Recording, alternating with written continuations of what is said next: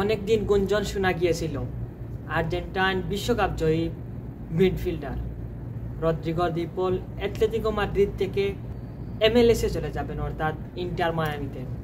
আমরা দেখেছি যখন ওয়ার্ল্ড কাপে ম্যাচগুলি যখন হয়েছিল বা আর্জেন্টিনার ম্যাচ যখন হয়, তখন আমরা দেখে থাকি মেসিকে যদি কখনো বিপক্ষ টিমের কোনো প্লেয়ার দ্বয়েরা যদি অবৈধভাবে ট্যাকেল করে, তাহলে আমরা দেখেছি আর্জেন্টিনার ম্যাচে যিনি সব সময় এগিয়ে আসতেন বা দ্রুতই মেসির কাছে চলে আসতেন মেসির হয়ে লড়ার জন্য, তিনি হচ্ছেন রদ্রিগো দি পল।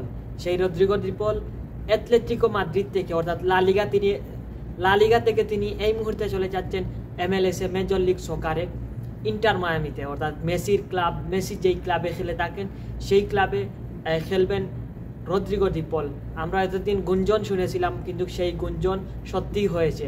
আমার কাছে মনে হয় যে মেসির প্রতি যে রদ্রিগো দি পলের একটি যে টান, সেটি আমার কাছে মনে হয় যে সেই টানের কারণেই কিন্তু, বা সেই ভালোবাসার যেই বা বন্ধুত্বের একটি বন্ধন, যে সেই বন্ধুত্বের বন্ধন বা ভালোবাসার টানে সে কিন্তু লা লিগা থেকে MLS-এ চলে গেছে।